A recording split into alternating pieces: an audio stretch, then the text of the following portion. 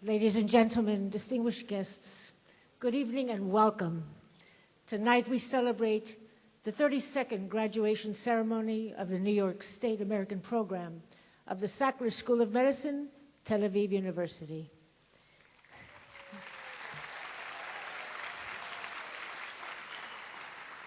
I would like to invite the graduates of this very special 32nd class to now enter and take their places here in the auditorium.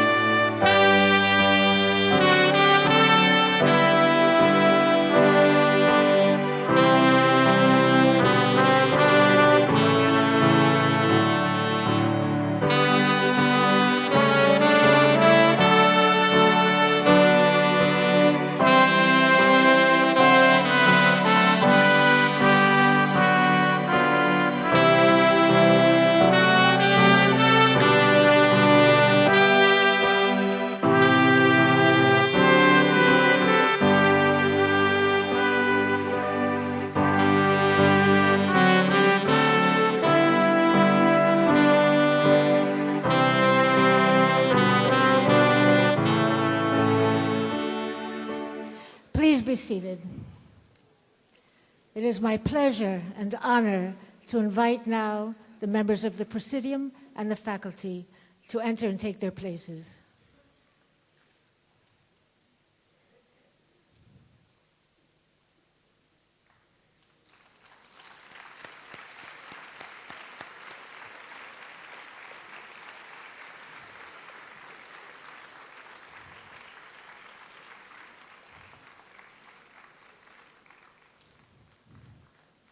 Professor Anan Ryan, Vice President of Tel Aviv University. Professor Yosef Makori, Dean of the Sackler Faculty of Medicine. Professor Arnon Afek, Director of the New York State American Program. Dr. Stephen H. Lazar, Executive Dean of the New York State American Program. Dr. Daniel Ofri, our keynote speaker from the NYU School of Medicine. Mrs. Yael Kalin, Associate Dean for Administration, Sackler Faculty of Medicine, and Mrs. Leah Schulman, Administrative Director and Registrar of the New York State American Program.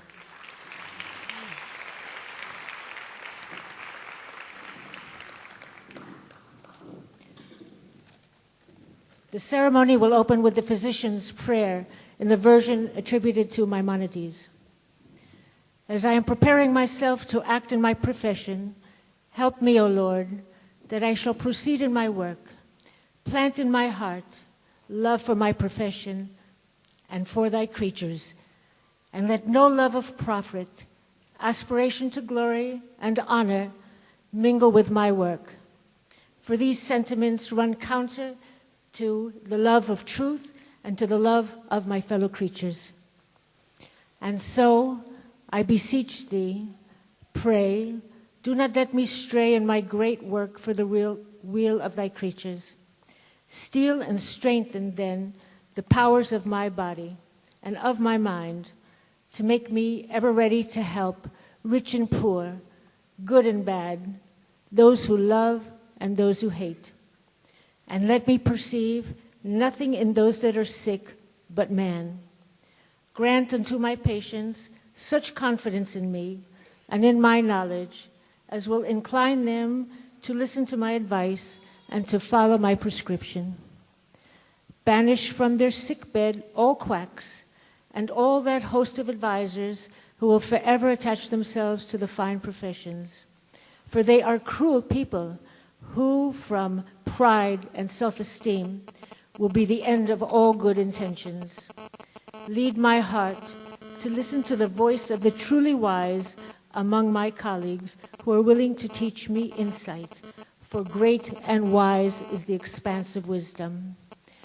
Oh, give me strength and steel my heart against the clever fools who will blemish me, so that I shall not depart from the road of truth without regard of person. I call upon Professor Anan Ryan, Vice President of Tel Aviv University, to deliver his message.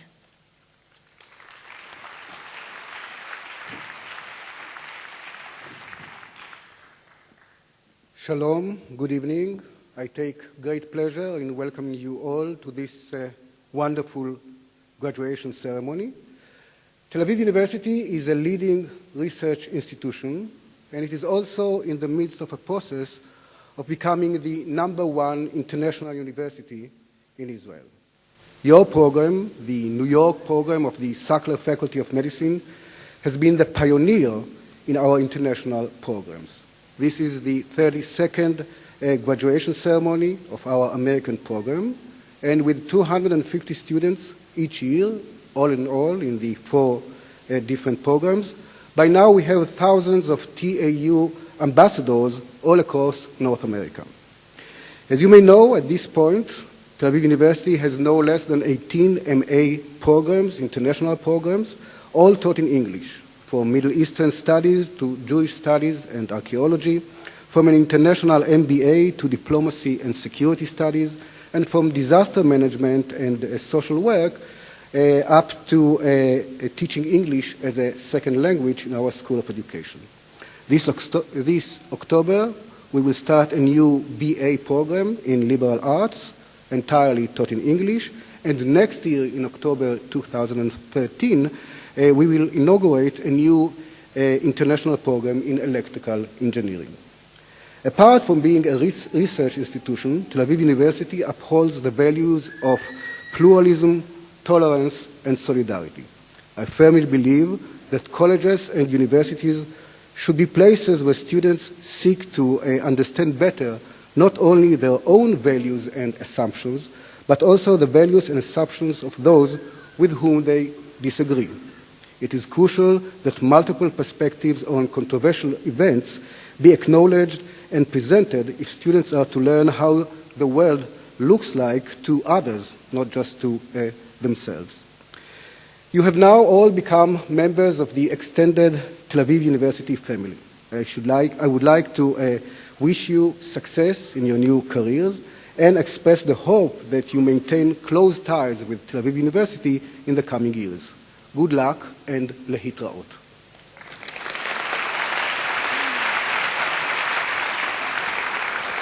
Thank you, Professor Ryan. I call upon Professor Yosef Makori, Dean of the Sackler Faculty of Medicine, to deliver his message.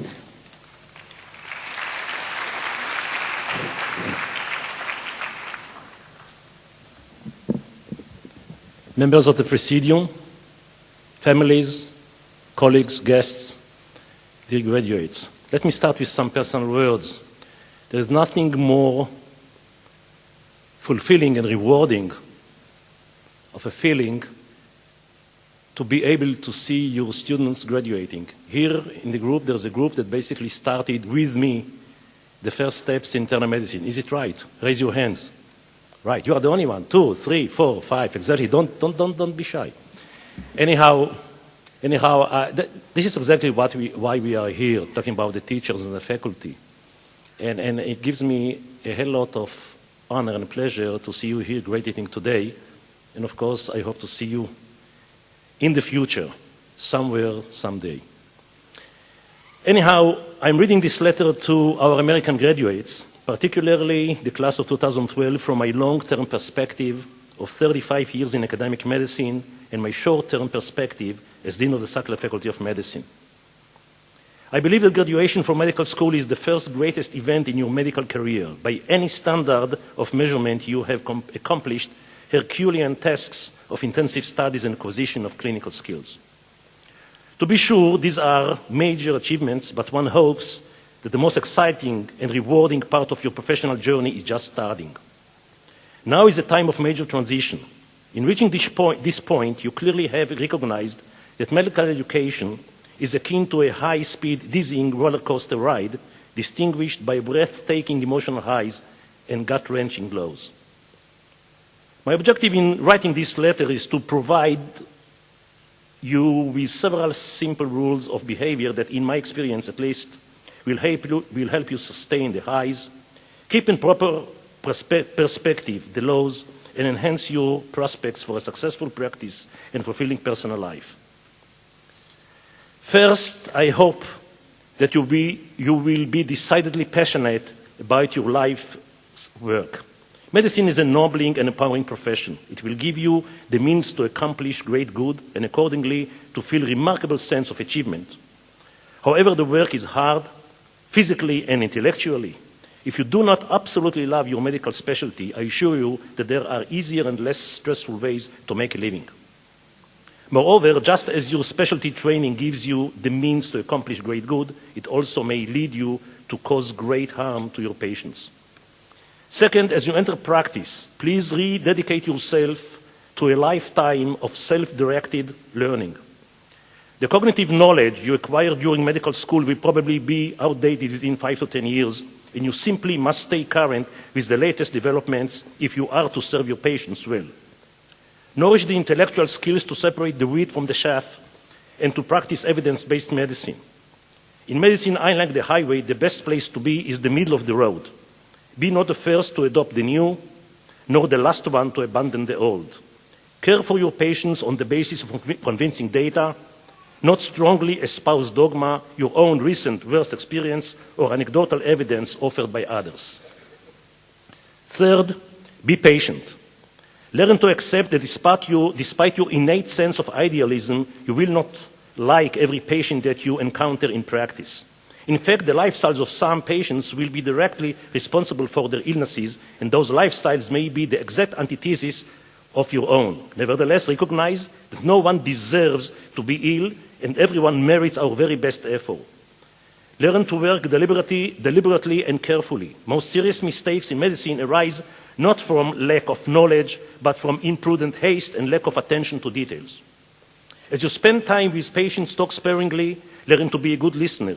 Remember that in many instances, the best medicine is no medicine at all, but rather the gift of your time and a sympathetic ear, soft shoulder, kind heart, and compassionate soul. Care for your patients, not only take care of them. Fourth, avoid arrogant behavior. No personal trait is more unsettling to patients or co-workers. Do not get caught up with yourself and the trappings of apparent power, i.e. pagers, wireless phones, laptops, stethoscopes, and white coats. Your remarkable scholastic and personal accomplishments will be all the more noteworthy when they are tempered by humility. Fifth, strive for the highest possible level of professionalism. After working in academic medicine for more than 30 years, I assure you that very few physicians ever fail in their training or practice because of inadequate intellect or lack of manual dexterity. Rather, they fail because they are not particularly likable or trustworthy people. Therefore, work conscientiously to heighten your level of maturity. Strive always to be upbeat and positive. Be part of a solution to a problem, not the cause of the problem. Avoid the company of angry, negative people, for they will be like anchors on your spirit. Learn to honor your commitments. If you agree to do something, do it on time and with enthusiasm. Be respectful, courteous, sensitive, and tactful in your interaction with others. Never be deliberately careless with another person's feelings. Act always in a way that brings honor to you and to our profession. Finally, establish and nourish your personal life. Work diligently to strike the proper balance between home and hospital. In addition to being good to your patients, be good to your loved ones and yourself. Learn to say no kindly but firmly when your plate is too full. Recognize and accept that you cannot have it all. Time always will be your scarcest resource. In the final analysis, what will sustain you most effectively throughout your adult life are your relationship with family and friends, not the number of papers you publish, organizations you chair, awards you receive, intricate procedures you develop or perform, number of patients you treat, or the material possessions you accumulate. You will be able to weather the sea of constant change that confront us more serenely and effectively if you anchor your life in the bedrock of relations with close friends and loved ones. I hope that you have great success in all your future endeavors and you bring honor to our wonderful profession and that you delight in providing skilled, compassionate care to those people who entrust their well-being to us. Embrace your new role of a physician with great happiness and justifiable pride, but also with dignity, honesty, modesty, and grace. Make certain your life is well spent and leave our profession better for your presence. Thank you.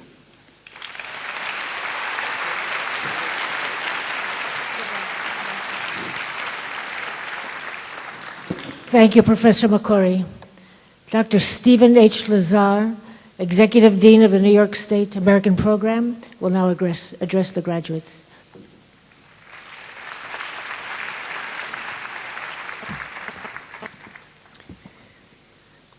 Thanks for the honor of permitting me to speak to you today.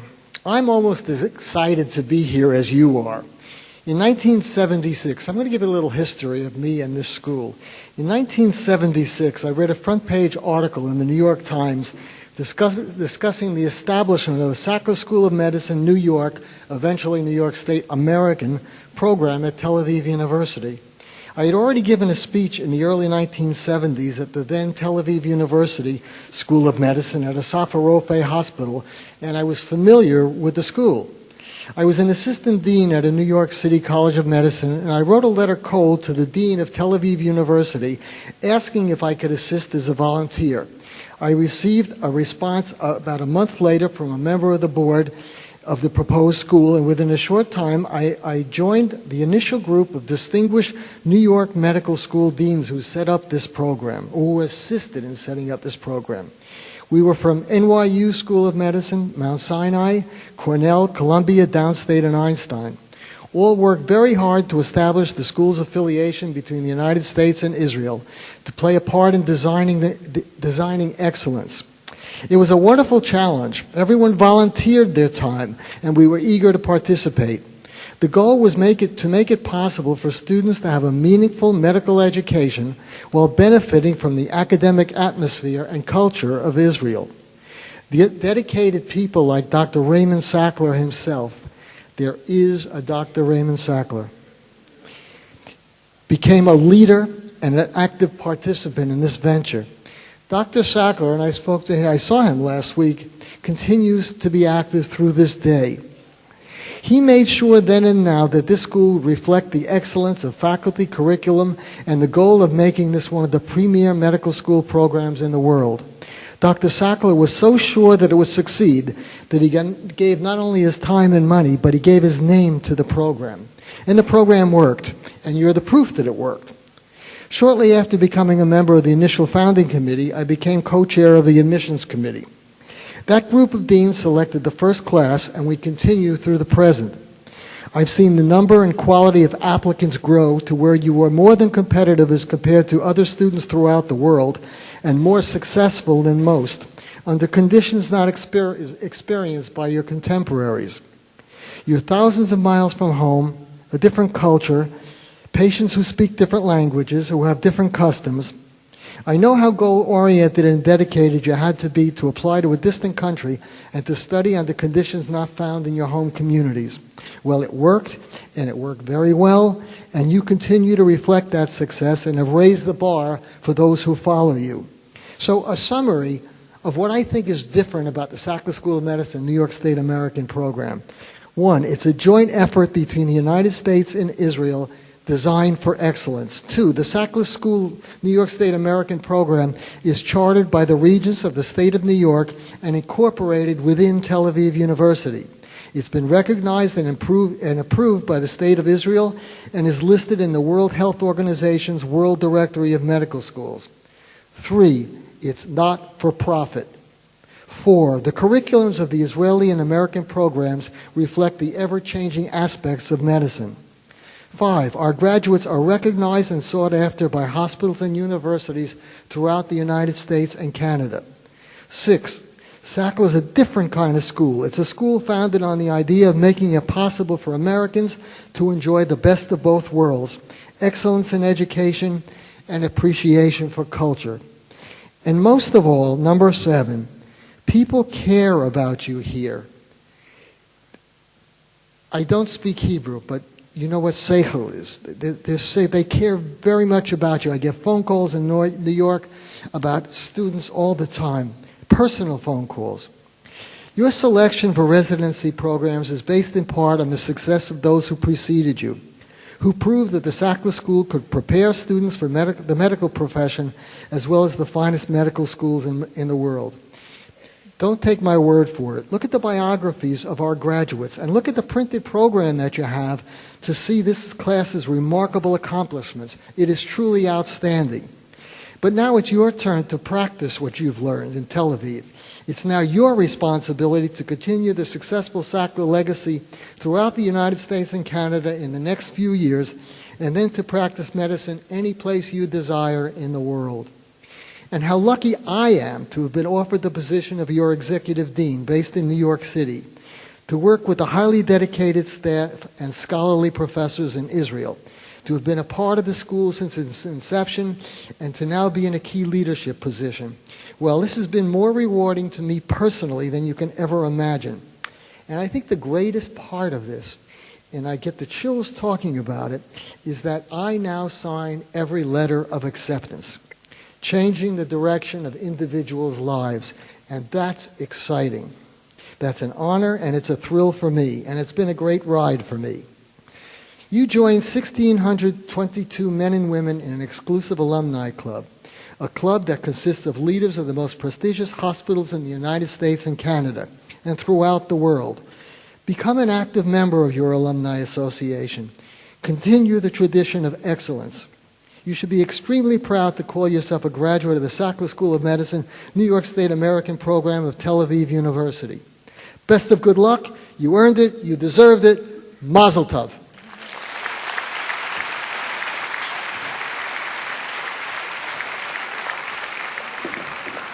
Thank you, Dr. Lazar. I now call upon Professor Arnon Afek, Director of the New York State American Program, to deliver his message. Thank you, Barbara. Vice President Ryan, Dean McCory, Executive Dean Lazar, Professor Ofri, Mrs. Kelly, Mrs. Schulman, dear families and graduates. Today is one of the most important days in your life. You become fully responsible for the health of your patients. It is similar to the Jewish bar mitzvah, in which 13-year-old boys leave the custody of their parents and become eligible for their behavior before God and man.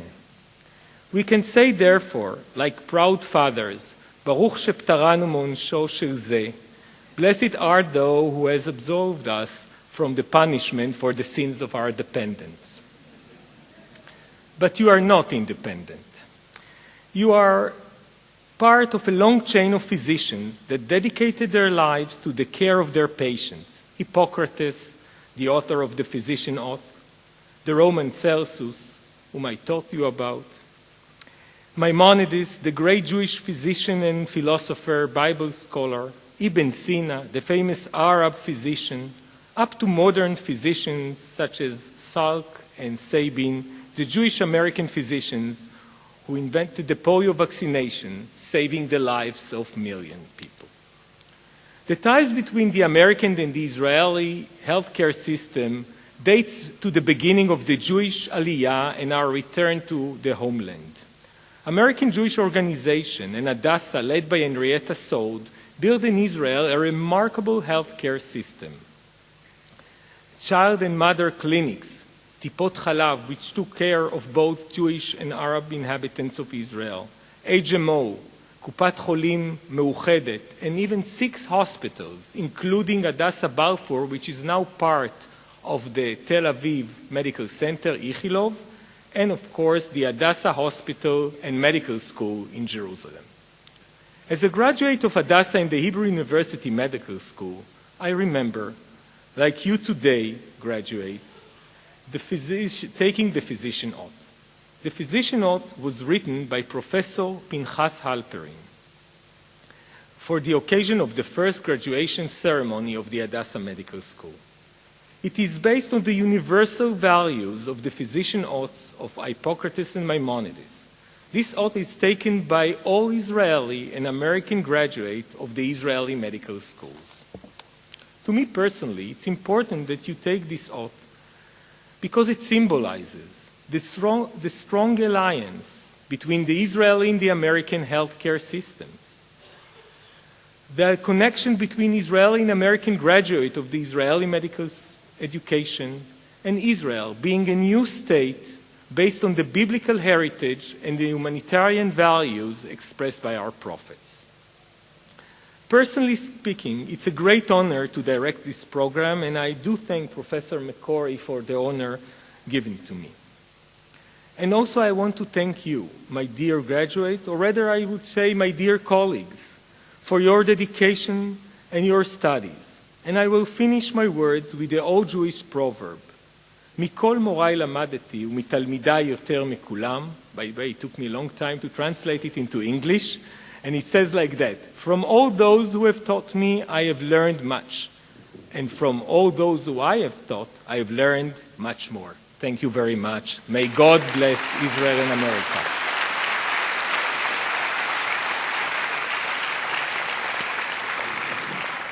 Thank you, Professor Afek. Dr. Cheryl Shoham, Director of Curriculum Development, will now address the graduates.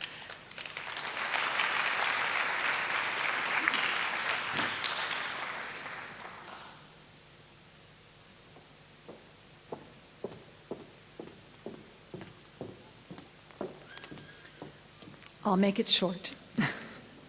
Faculty, honored guests, and graduates, my new colleagues, almost 4 years ago I stood before you in order to welcome you to Sackler and introduce the new curriculum. Yes, your class was the guinea pig class. Lo and behold, you survived.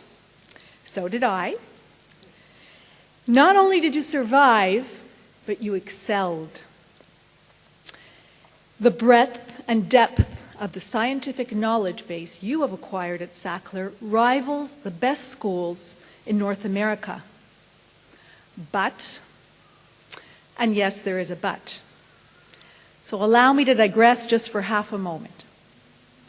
Carol Aschenbrenner, the Executive Vice President of the American Association of Medical College, stated, all physicians need a strong foundation on which to base the art and the heart of medicine. They need the heart to care and the art to communicate. Now, luckily, we physicians do not have to experience every illness firsthand in order to truly understand and treat our patients both competently and with empathy. But every time I myself have been seriously ill, I've emerged with a deeper understanding of what differentiates between an intellectually competent and knowledgeable technodoc and a true physician. Recently, I was hospitalized, and this point was driven home time and time again. And therein lies my but. I beseech you to go forth with your hard-earned knowledge, but to never forget the equally as important competencies that we have also worked very hard to help you attain.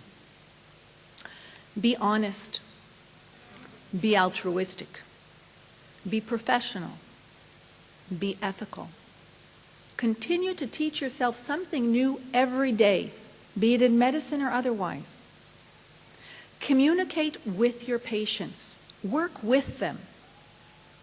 Self-reflect on your strengths and on your weaknesses, your victories and on your errors, because there will be some. And above all, as Professor McCory said, enjoy your work. But first and foremost, take care of yourselves and your families. Good luck to you all, and a hearty Mazal Tov to you and your families. Thank you.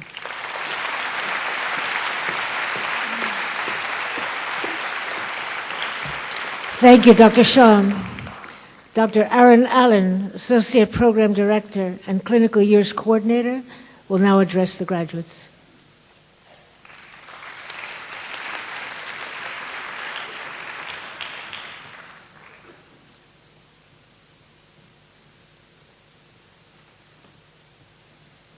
Howdy. Dean McCory, Professor Feck, Dean Lazar, class of 2012. Just over 40 years ago, the first group of Israeli medical students graduated from Tel Aviv University's Sackler School of Medicine. They likely looked out on their new careers, much like you today, filled with hope, excitement, the promise of tomorrow, and perhaps even a small amount of panic at being physicians. However, the class that began their studies in 1964 here at the Tel Aviv University found a very different country to take care of at graduation than they found when they began school. That class went to school during and after the Six-Day War, at a time when Israel's very existence was threatened.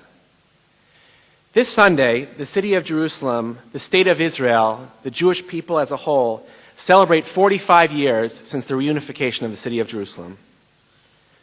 On this day, people of all faiths were once again allowed to walk and pray freely in the holy city.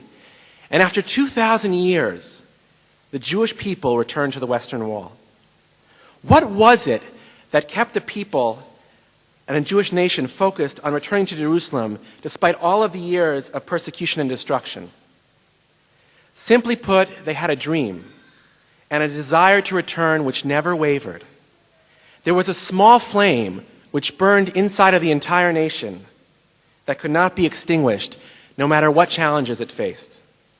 Whether the Jewish people were in Ethiopia, California, or the fires of Europe, that flame and desire to return was never put out.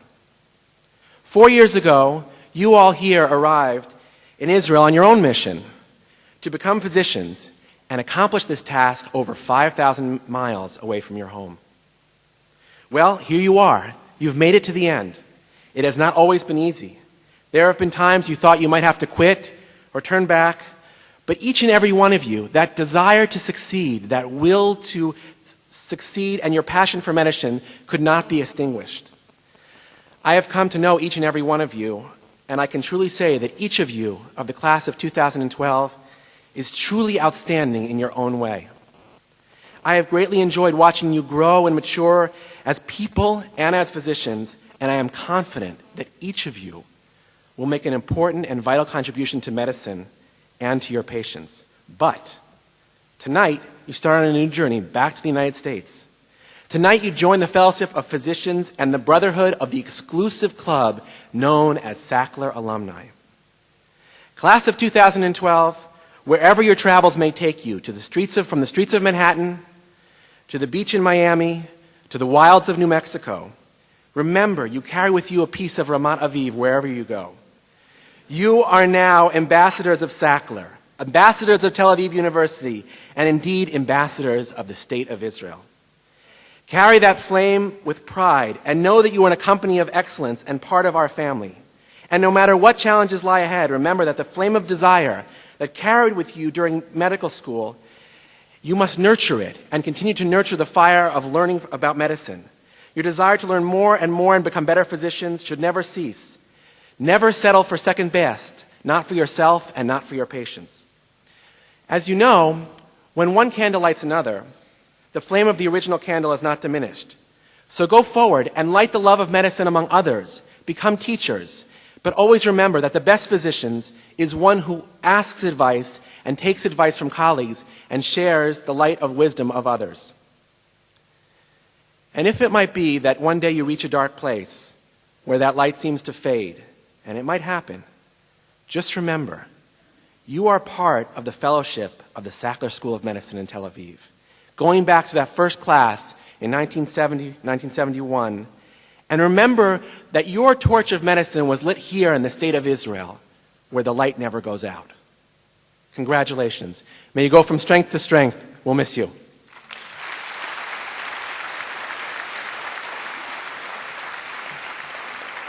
Thank you, Dr. Allen. Mrs. Leah Schulman, Administrative Director and Registrar of the New York State American Program, will now greet the graduates.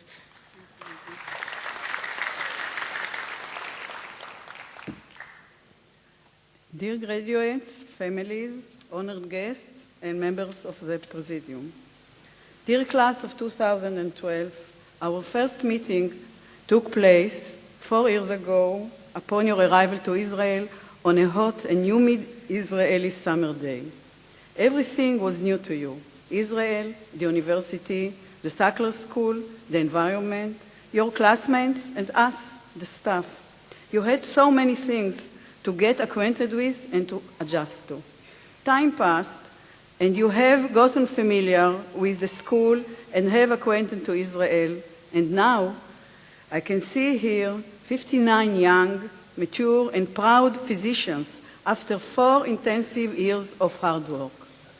We in the office know how difficult it is to study so far from your home environment and so far from your familiar culture. Thus, all these years we tried to assist you with any issue that you had.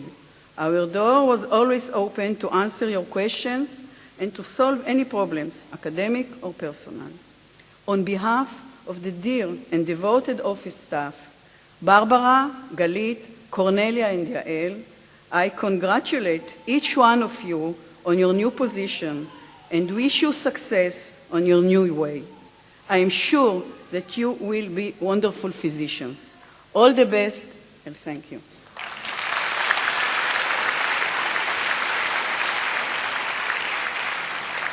Thank you, Mrs. Schulman. We welcome now our keynote speaker, Dr. Danielle Ofri, who is Associate Professor of Medicine of the NYU School of Medicine, and she is Editor-in-Chief of the Bellevue Literary Review.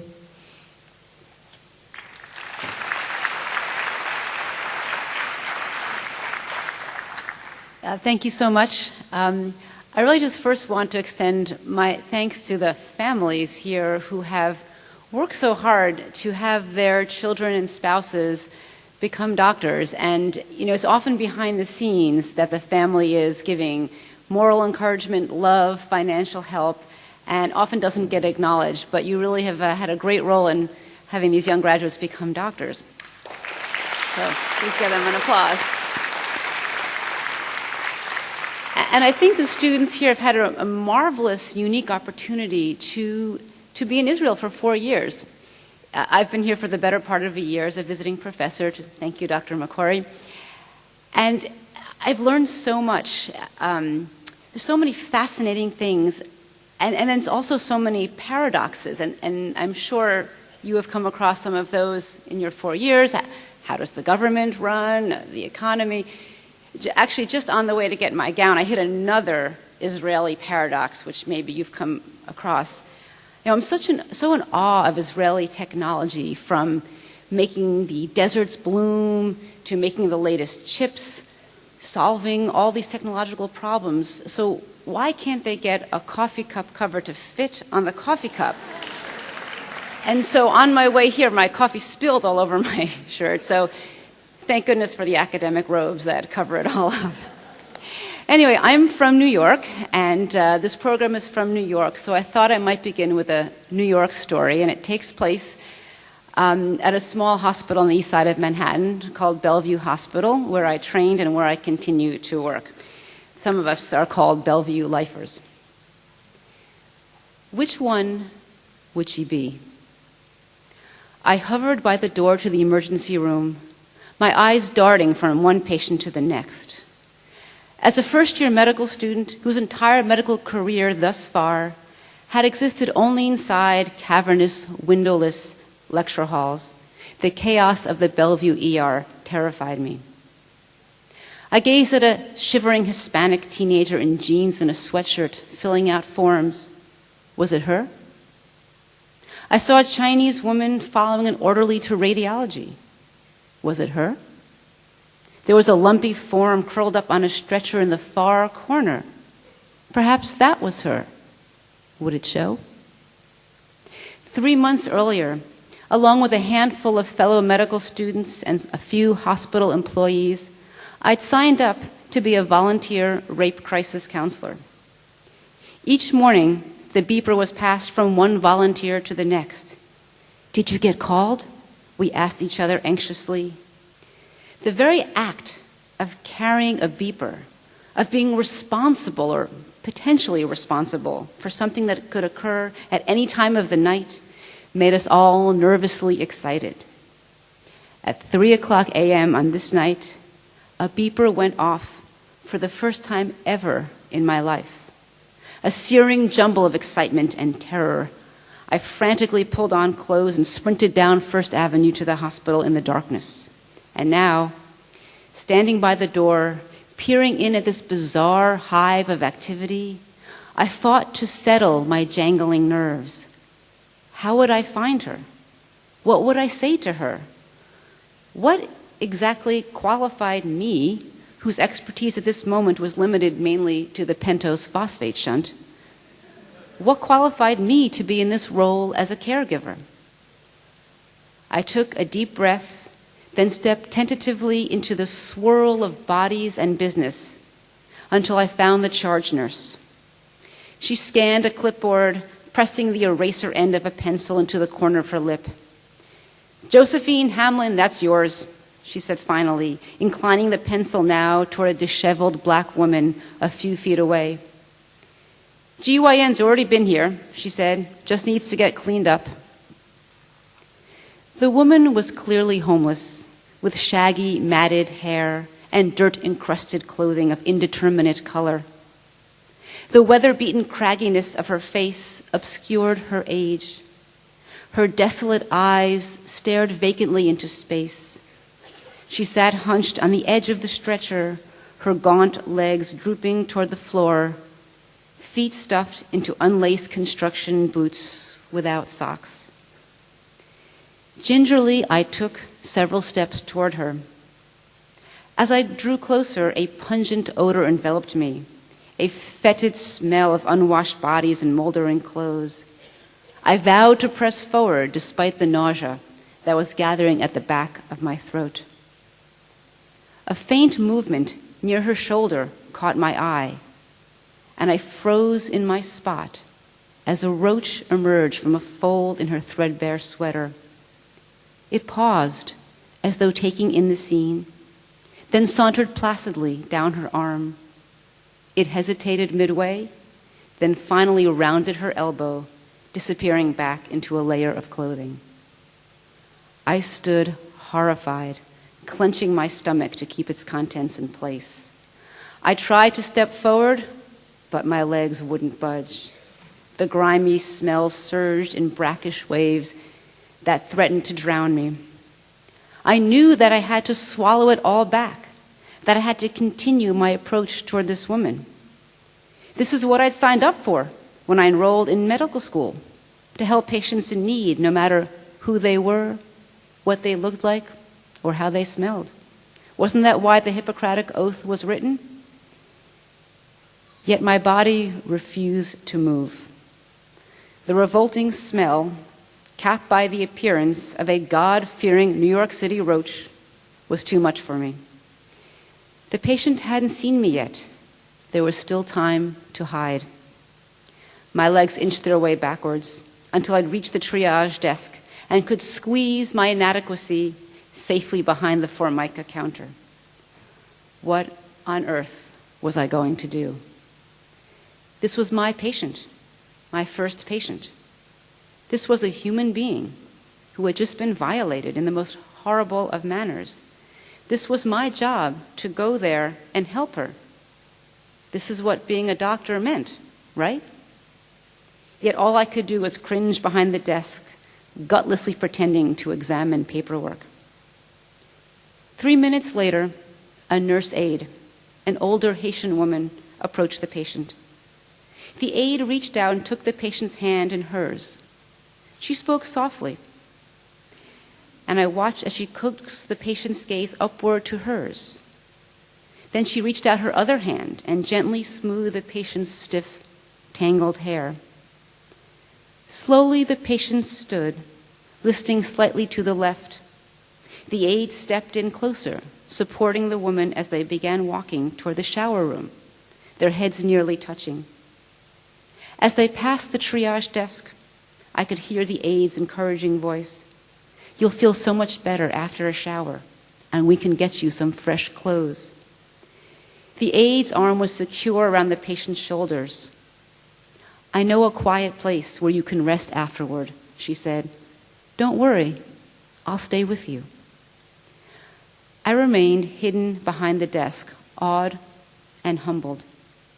As their distance from me grew and the potent stench concomitantly receded, I could finally exhale. I sank back in my chair, realizing how much I needed to learn about medicine. Professionalism and patient-centered care are two of the biggest buzzwords in medicine these days, turning up in every hospital mission statement and medical school curriculum. There are now core competencies and official charters about these that I'm sure have been drilled into your heads somewhere between the pathophysiology of alveolar hemorrhage and the phone numbers for radiology and takeout Chinese. And I'm heartened that these ideas are at the forefront of medical discourse these days, but they're only new names for ancient concepts. The Oath of Maimonides, recited by many graduating classes today, states, "May I never see in the patient anything but a fellow creature in pain." Now, it's not actually clear whether this famous oath was in fact written by the 12th century physician and Jewish scholar, or whether it was actually penned by an 18th century German doctor, Marcus Hertz, who himself happened to be the personal physician of another great Jewish thinker, Moses Mendelssohn. But whoever actually wrote these words just about captured it all in that succinct statement.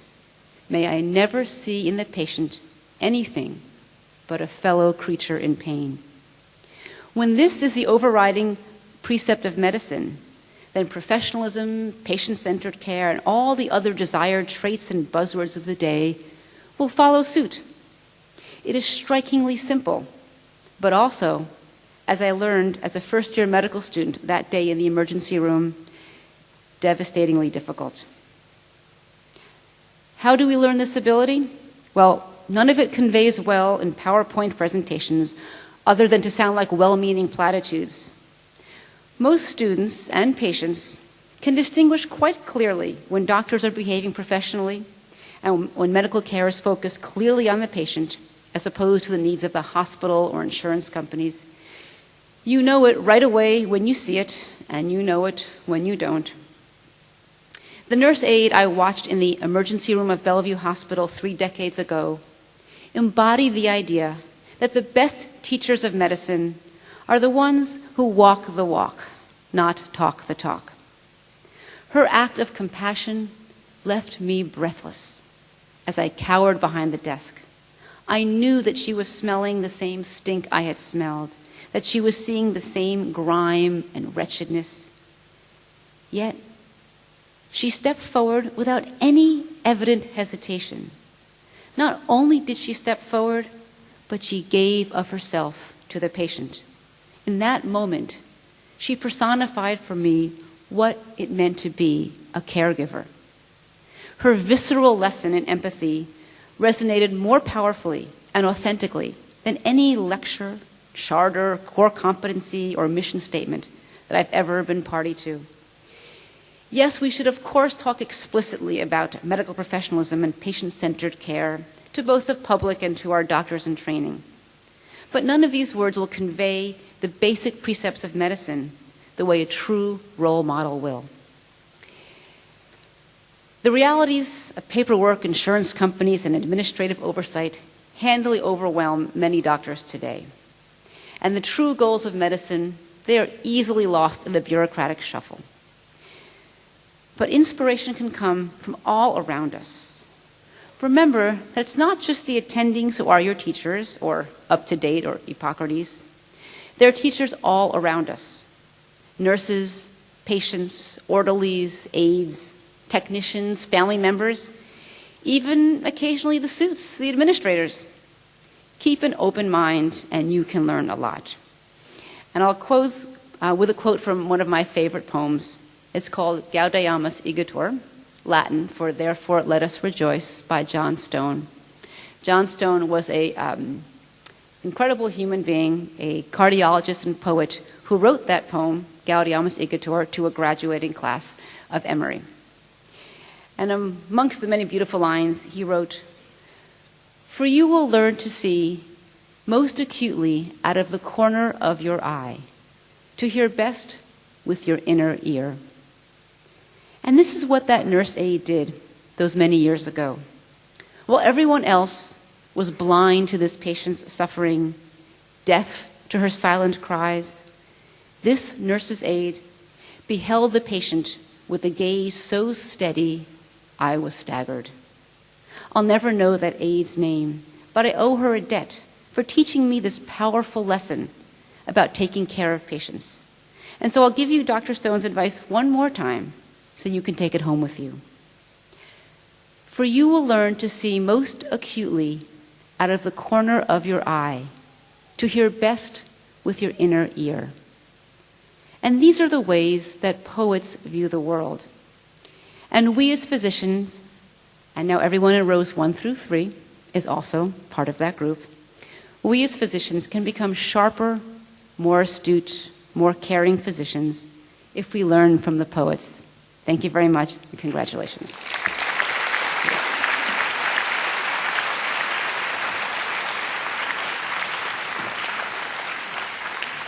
Thank you, Dr. Ofri. The physician bears an awesome responsibility and confronts issues of life and death. For more than 2,000 years now, it has been the custom that a student of medicine at the conferment of the medical degree would take the solemn oath to use his or her newly acquired knowledge, tempered with wisdom and with compassion, for the benefit of fellow men and women. We have now reached that special moment when the graduates of the 32nd class of the New York State American Program will take the solemn physician's pledge. As Professor Afek mentioned previously, this pledge was formulated by the late Professor L. Halpern on the occasion of the graduation ceremony of the medical students at Hebrew University in 1952, the first graduation ceremony. Professor Arnon Afek will now administer the pledge, and will the candidates please rise to take the pledge and raise their hands. At the end of the pledge, graduates are to say, "Amen, so we will do."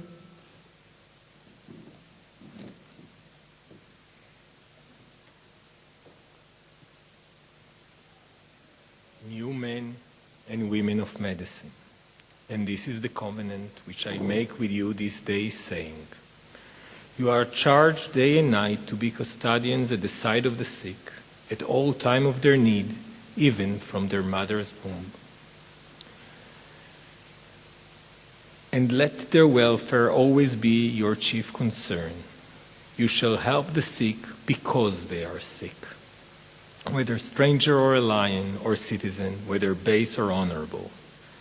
And you shall seek to fathom the soul of the sick, to restore their spirit through understanding and compassion. Do not hasten to bring forth judgment and wait your advice on a wise, balanced tried in the crucible of experience. Be true to them who put their trust in you. Reveal not their secret and go not about as their talebearer. And make wise your heart to be well-being of their many, to bring healing for the alignment of the people. Give honor and esteem to your teacher, who have striven to lead you in the path of medicine. Increase wisdom, and we cannot, for wisdom is your life, and out of it are issues of life. Head for the honor of your brethren, as honoring them you will yourself be honored. The word of this covenant are most high to you. They are in your mouth and your hearts, that you may do them. Always, and you will answer, Amen kenase. Amen, so we will do. Amen.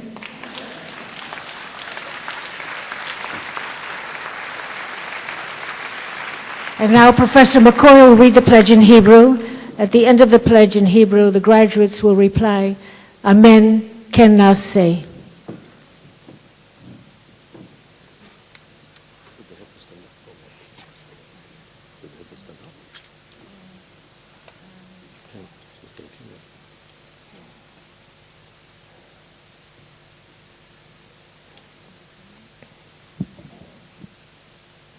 פרחי הרפואה בישראל. אתם ניצבים היום כולכם לפני מוריכם בדרכי הרפואה וחוקותיה, לעובריכם בברית הרפואה למען תקיימו את תורתה בכל מאודכם, בשום שכל וביושר לבב, ולמען קום דור רופאים דרוכי מעש ואימוני ייעוד, לעזרת האדם הדבוי. זאת הברית אשר אנוכי קוראת איתכם היום, לאמור. על משמרתכם מופקדתם יומם ולילה לעמוד לימין החולה במצוקתו, בכל עת ובכל שעה, ושמרתם עד מאוד חיי אדם מרחם עמו, והיה שלמה ראש חרדתכם כל הימים. ועזרתם לאדם החולה באשר הוא חולה, עם גר עם נוכרי ועם מזרח, עם נקלה ועם נכבד, והשכלתם להבין לנפש החולה, לשובב את רוחו בדרכי תבונות ואהבת אנוש. אל תמהרו להוציא משפט ושקלתם את עשותכם במאזני החוכמה הצרופה, בקור הניסיון, שמרו אמונים לאדם שמין בכם, אל תגלו סודו ואל תלכו רכיל. ייתן לבכם גם לבריאות הרבים להעלות ארוחה למדווי העם, תנו כבוד ויקר לרבותיכם שנחלצו להנחותכם במגלי הרפואה. תרבו חוכמה ואל תרפו, כי היא חייכם וממנה תוצאות חיים. היזהרו בכבוד חבריכם, כי בכבודם הם תכובדו גם אתם. דברי הברית האלה קרובים אליכם מאוד בפיכם ובלבבכם לעשותם, ועניתכם כולכם אמן.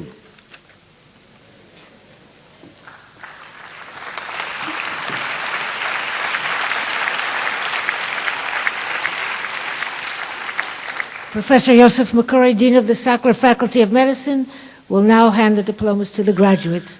Leah Schulman, Administrative Director of the New York State American Program, will assist with the diplomas. And Professor Arnona Feck, Director of the New York State American Program, and Dr. Stephen H. Lazar, Executive Dean of the New York State American Program, please step forward for the conferring of the doctoral hoods of medicine. Physicians who are doing the hooding, you're invited to come to the left side of the stage when the graduate that you're here for, when the name is announced.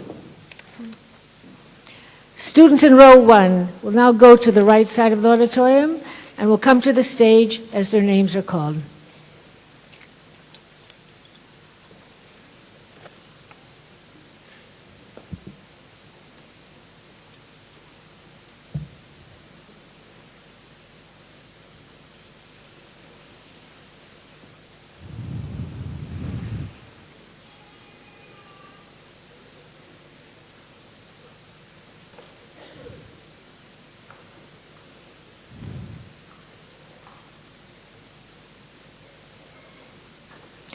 Dr. Daniel Abraham.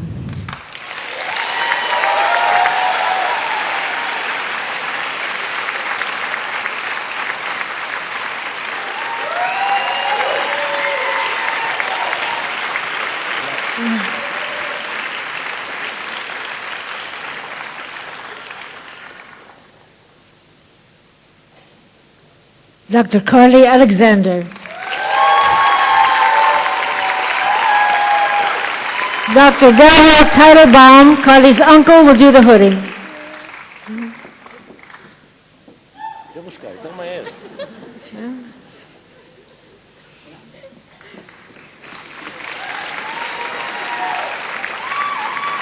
Dr. Tara Ariella Berman. Dr. Tamar Safra, Tara's mentor, will do the hooding.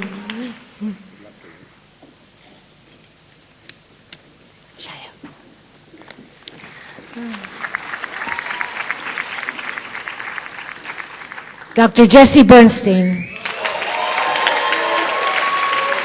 Dr. Michael Bernstein, Jesse's father, who is also a Sackler graduate, 1984, will do the hooding.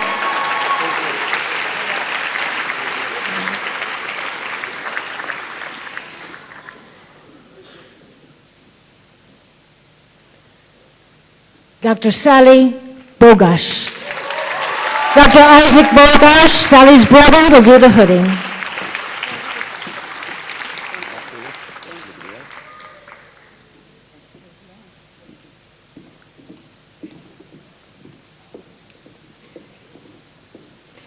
Dr. Tanya Boniski.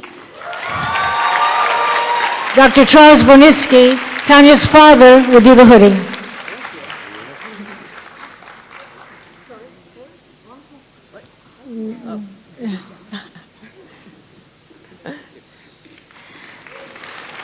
Dr. Andrew Justin Cantos. Dr. Eric Cantos, Andrew's father, will do the hooding.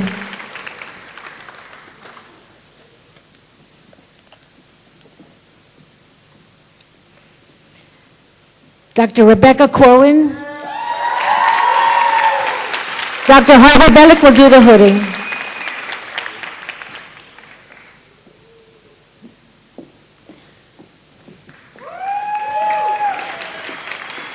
Dr. Daniel Paul Crane.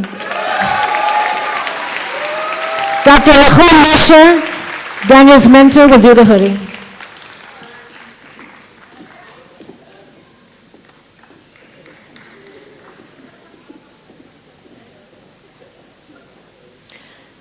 Dr. Tony Davis Jr.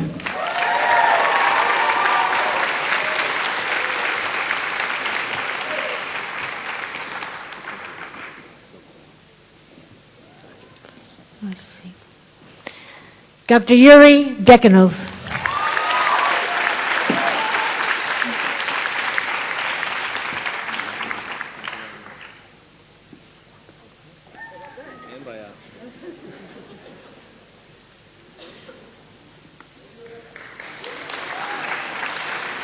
Dr. Rachel Esther Dian. Both of Rachel's parents are physicians and will do the hooding. Her mother, Dr. Sarita Brower, and her father, Dr. David Diamond.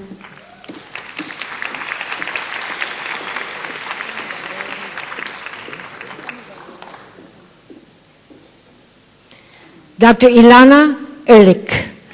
Dr. Robert Ehrlich, Ilana's father, will do the hooding.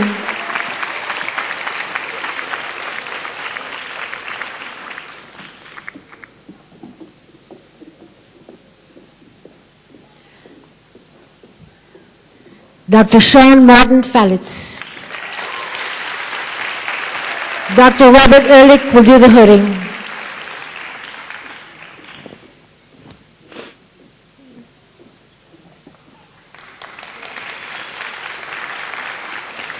Dr. Richard Stewart Feltman. Dr. Harvey Bellick will do the hooding.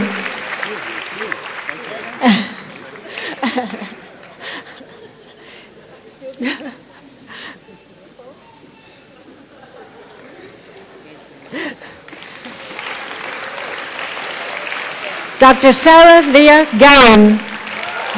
Dr. David Bowman, Sarah's stepfather, will do the hooding.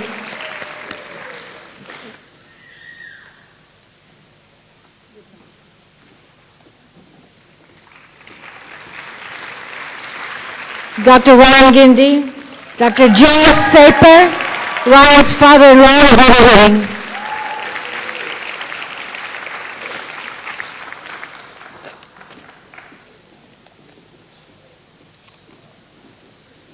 Dr. Jonathan Samuel Goldstein.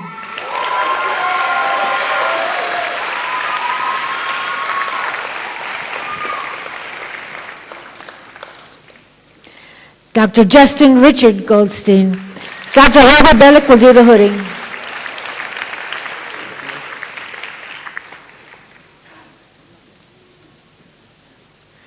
Dr. Sarah Ann Golob.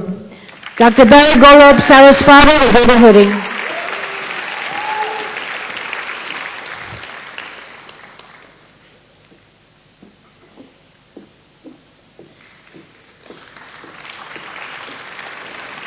Students in row 2 will now please go to the right side of the auditorium and will come to the stage as your names are called.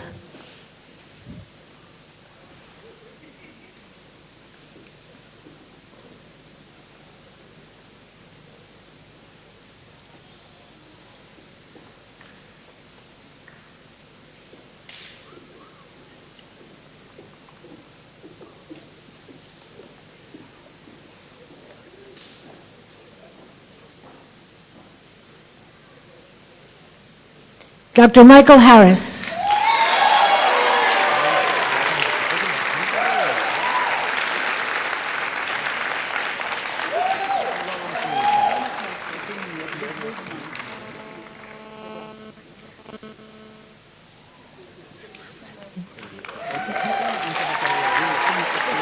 Dr. Corey Ryan Herman. Corey's father, Dr. Mark Herman, will do the hooding.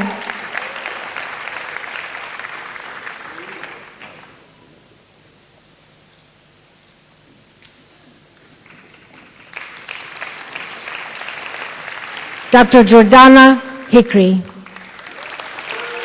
Dr. Bruce Bieber, Jordana's father, will do the hooding.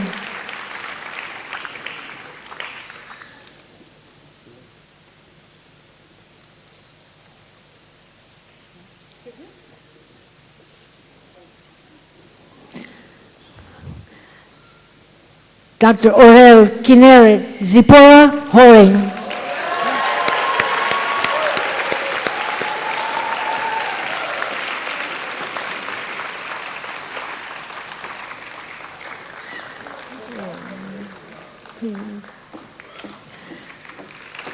Dr. Jason Jalil.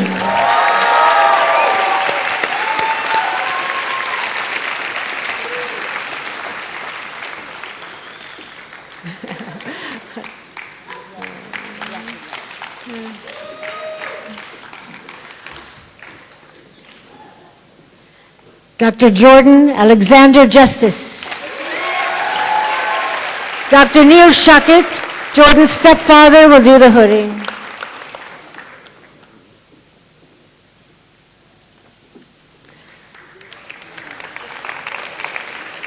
Dr. Daniel Walter Carlsberg. Dr. Ronald Carlsberg, Daniel's father, will do the hooding.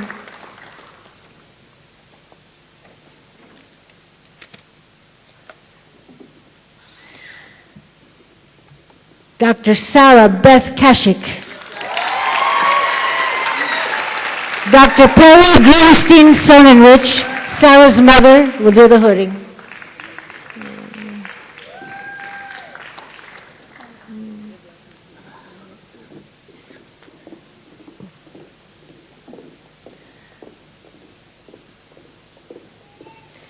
Dr. Elizabeth Lee Kenny.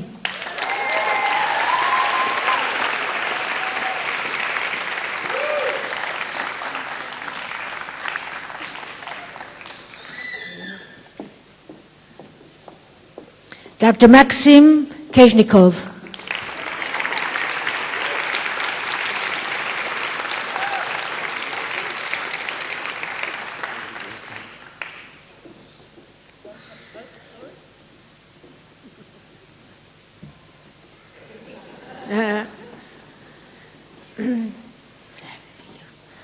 Dr. Adam Scott Kitay.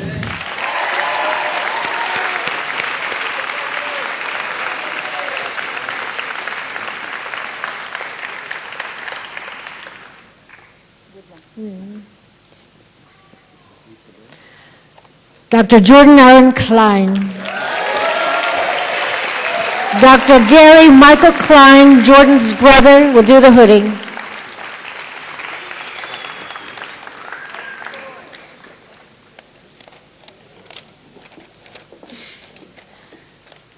Dr. Samuel Nee. Dr. Robert Nee, Sam's father, will do the hooding.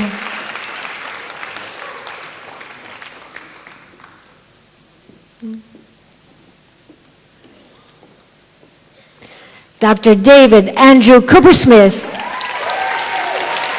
Dr. Joel Coopersmith, David's father, will do the hooding.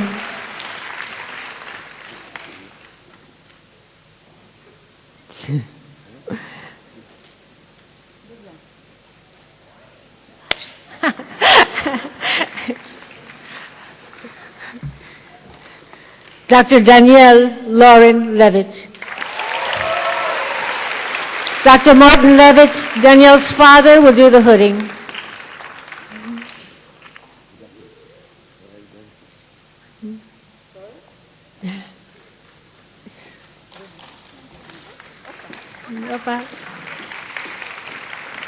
Dr. Lauren Newton Levy.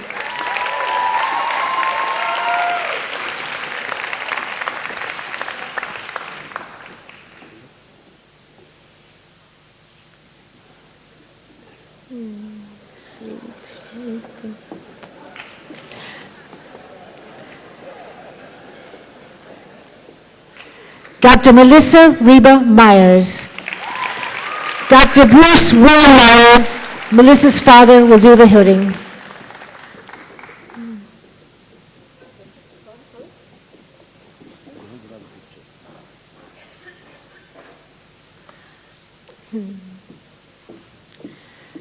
Dr. Jonathan Morris. Dr. David Morris, Jonathan's father, will do the hooding.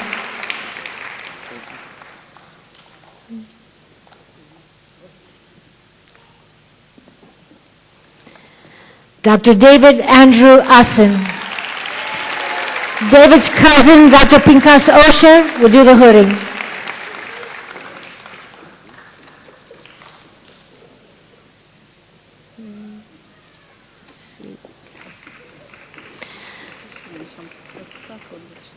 Okay.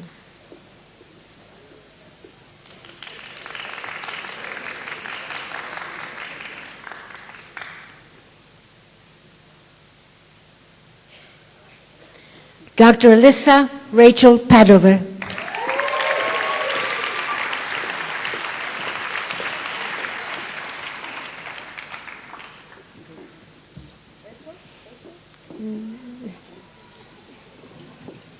Thank you.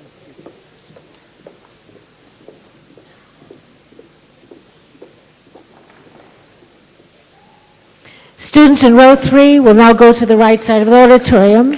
We'll come to the stage when your names are announced.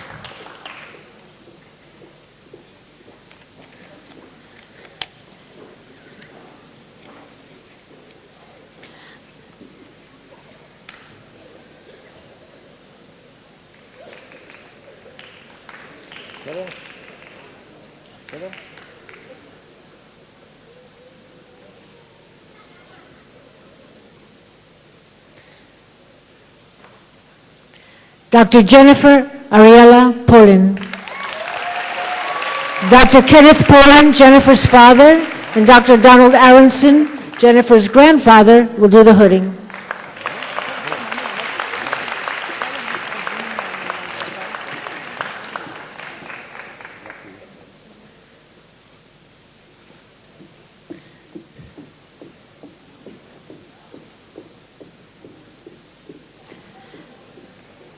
Dr. Amanda Nicole Reznikov.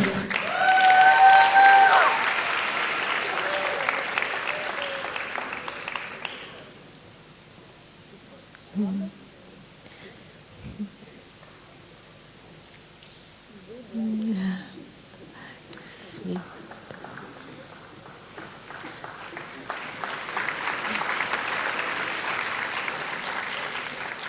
Dr. Yael Ross.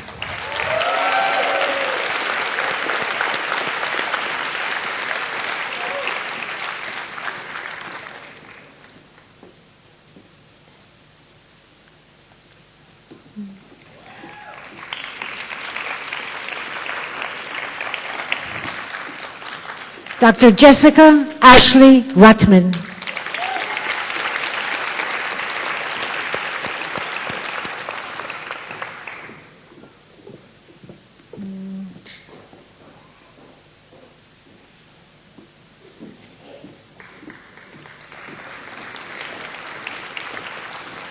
Dr. Brent Allen Safran. Dr. Martin Levitt will do the hooding.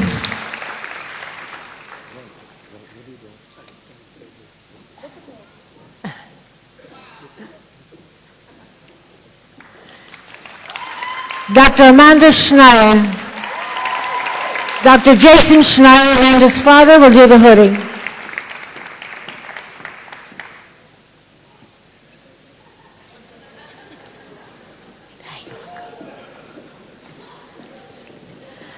Dr. Michelle Catherine Siciliano.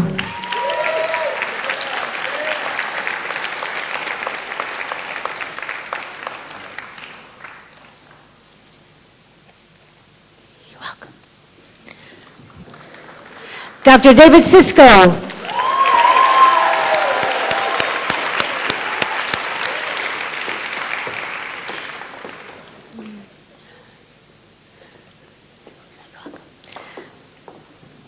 Dr. Eric Sonin.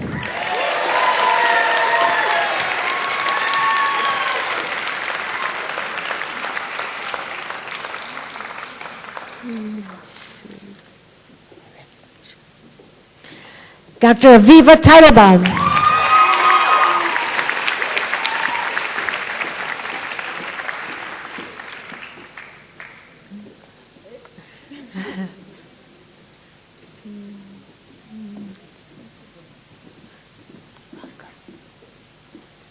Excuse me. Dr. Emily Warschauer. Dr. Bruce Warschauer, Emily's father, will do the hooding.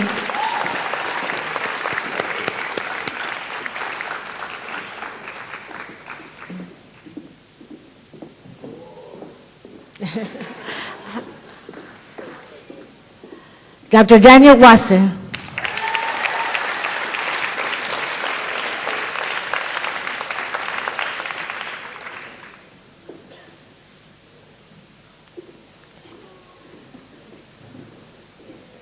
Dr. Jared Wasser.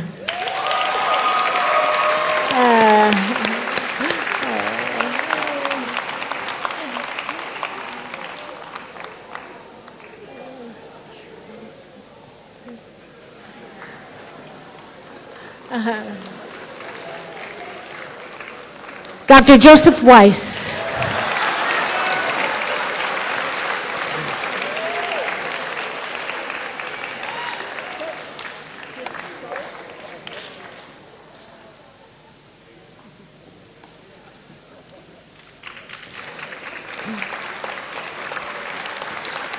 Dr. Sherry Hope Whiteson. Dr. Doreen Sackler graduate, and Dr. Claudio Pedone, Sherry's mentors, will do the hooding.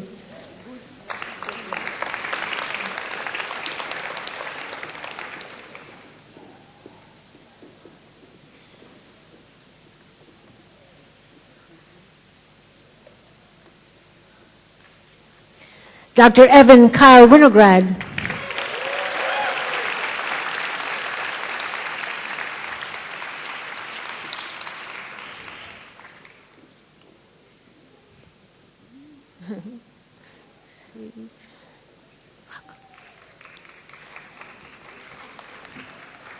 Dr. Aryeh Seth Yeskel.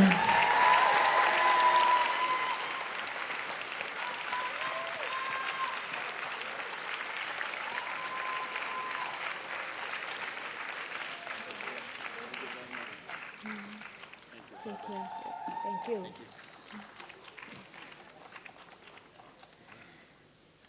Dr. Ari Yisrael Zelig. Dr. Avrin Slutsky, Ari's grandfather, will do the hooding.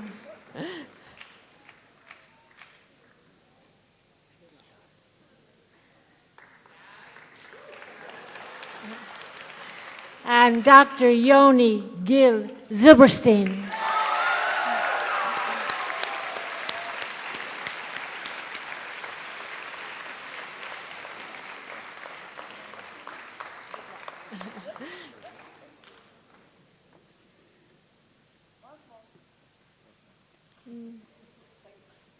Thank you.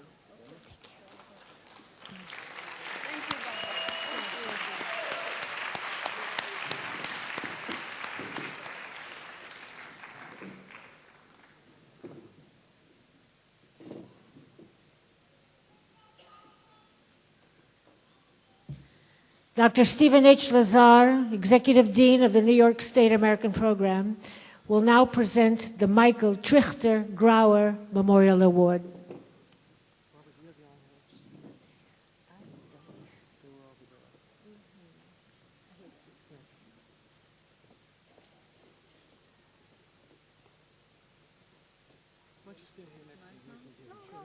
No, that's okay. Michael and Justin. Okay, fine. The Michael Trichter Grauer, Dr. Michael Trichter Grauer was a 1996 Sackler graduate, and this award by his family is in his memory. It is given to a graduate in recognition of exceptional compassion, excellence in patient care, and public service while in the New York State American Program. This year we have two worthy graduates who have been chosen as the recipients of the Michael Trichter Grauer MD Memorial Award. They are Dr. Michael Harris. Michael, come up.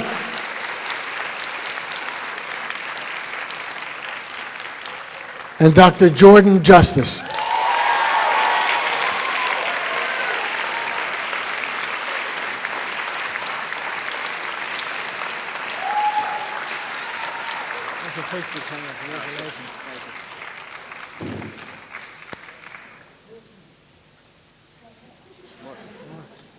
Just face it, yeah. Ah.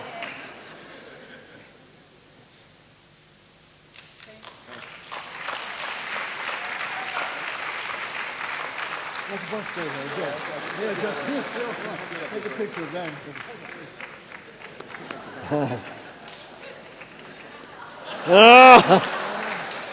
That's the check. Mazel tov. Thank you.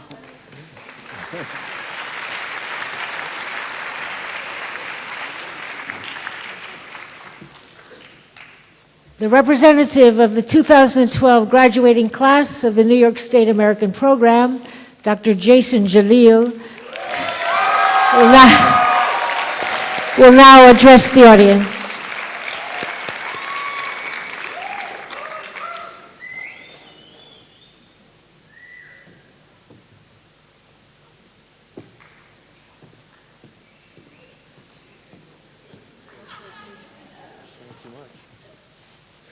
I hope you don't mind if I take this off. I hate these things. Good evening, esteemed guests and colleagues, friends and families, mentors and administrators, fellow students, the paparazzi, and of course, the future of medicine, the class of 2012. Thank you all for joining us on this momentous and honorable occasion. I know many of you may have heard the name Jalil and now see me standing in front of you and thought to yourself, how the hell did this guy get past security?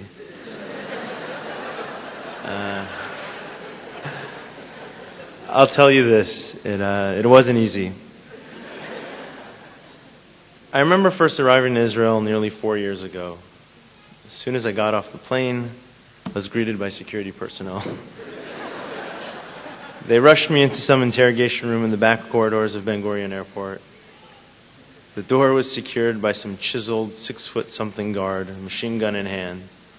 My interrogator, however, was one of the most beautiful 20-something-year-olds I've ever met. Blonde hair, blue eyes, and in a uniform. As we say in Israel, why? Mom, trust me, he would have approved. In any case, she starts the interview like any other conversation, in Israel that is.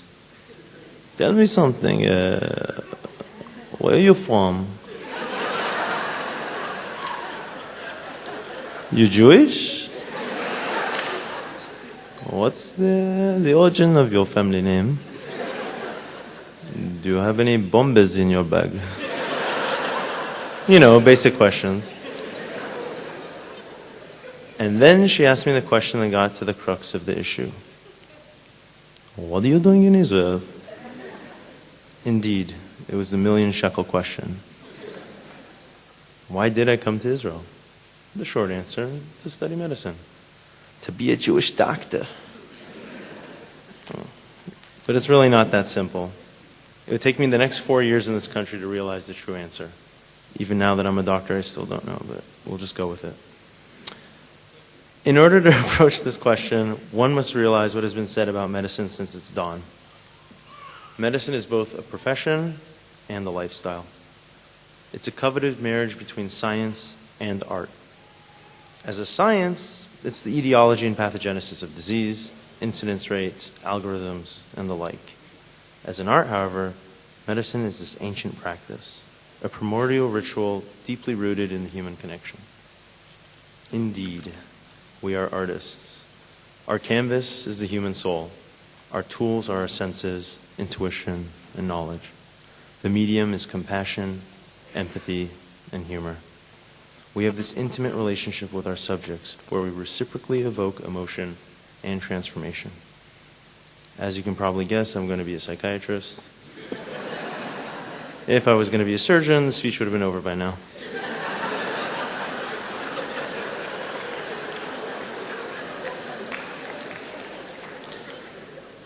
I could go after all the professions. That's just the one I chose. Anyways, but seriously, what is it about Israel that makes studying medicine here so unique? How have our masters schooled us in an art unlike any other? The answer lies in our environment. There are features of this country, qualities unique to Israeli culture and society, that inherently embrace the tenets fundamental to practicing medicine. First, we must recognize the value of education and knowledge in the practice of Judaism and hence Israeli culture. In the Torah, a parent is described as a guardian and a teacher. They're obligated to first understand the rituals and laws themselves and then, and only then, teach them to their offspring. The same concept is echoed in medicine, where a physician is both a healer and an educator. Our mentors come from this distinct class of physicians that take an unprecedented sense of pride in teaching. Many of these esteemed men and women are sitting amongst us tonight, amongst our families, and rightfully so. Because just as our parents, these doctors took it upon themselves as a mitzvah to direct us in this art and pass this sacred knowledge, l'dor v'dor, from generation to generation. Teaching in Israel is paramount. Morning rounds would take up almost the entire day, except for lunch. We never missed that. The attending would gather us at the bedside. He would sit on the bed with the patient, almost cuddling up, essentially breaking the boundary between doctor and patient. We then, as students, were invited to engage the patient. We were scolded if we attempt to attain any medical information without first establishing a rapport. We were encouraged to observe and make comments and take part in teaching, not only with our peers and the patients, but also, and oftentimes, with the attendings themselves. Correspondingly, the boundary between mentor and pupil became blurred. These interactions are due in part to how Israeli society is structured. I know, maybe not so much structure, but just let's roll with it. Israelis have adopted what philosophers term a flattened hierarchy. That is, an environment that endorses open communication between all levels of its organization. Such an arrangement breeds a sentiment of equality. Professors invited us to question their motives and to provide insight. At first, we were terrified. But with time, we began to realize that it actually wasn't our understanding of science that inspired us to come to the hospital. Rather, what drove us was the unknown, the pursuit of knowledge and the ability to question. By opening themselves up to criticism, our teachers instilled in us a sense of humility. We were taught that it's okay to say, I don't know. We were taught not to let pride or stubbornness interfere with the practice of our art. We were taught that in order to follow the golden rule of do no harm, we must first recognize our own limitations and boundaries. Moreover, there exists this idealistic notion that we're all connected. Tourists, new immigrants, citizens, refugees. It is with that sentiment that most Israelis carry out their day-to-day routine. That feeling that we're all mishpacha, or family, allows for a sense of integration, honesty, and security. The importance of family values drives our impulse to affectionately refer to someone as achi, or my brother.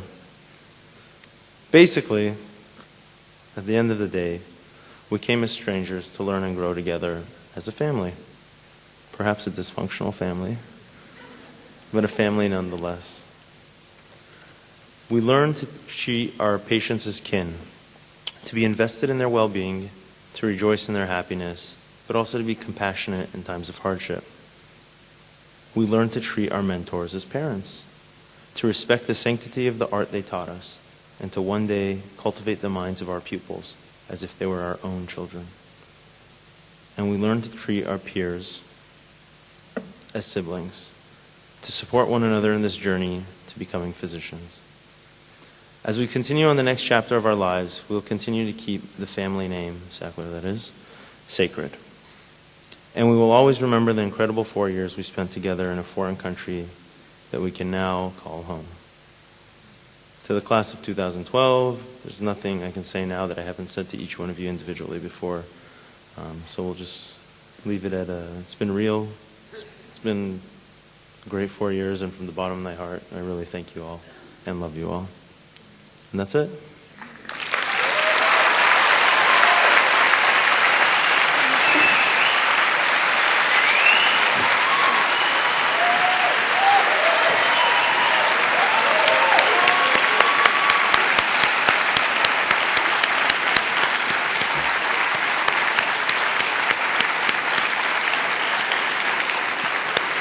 Thank you, Dr. Jalil. Dr. Melissa Myers will present, on behalf of the graduates, the Best Teacher of the Year Award for Preclinical Studies to Dr. Asaf Marom of the Anatomy Department.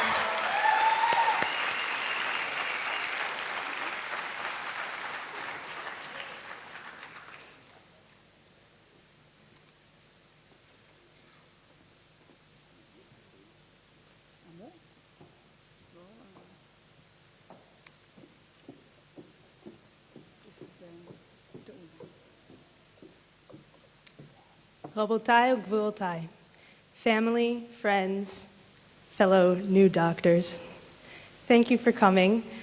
I just want to say, Asaf, the reason that we chose you is because you brought to us a traditional art in the way that you drew, in the way that you took us in that cold laboratory, the way you drew on chalk, the way you taught us that we needed to take the time to understand the individual grooves of anatomy, the individual structures and how they interplayed with each other.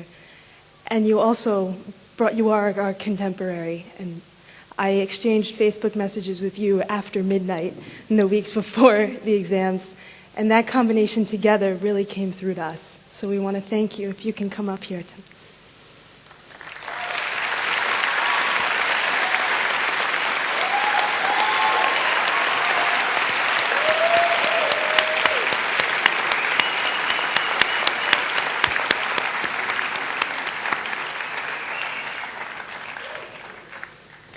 We really couldn't feel our fingers sometimes by the end of lecture, but we knew every single groove of every structure we had drawn. Thank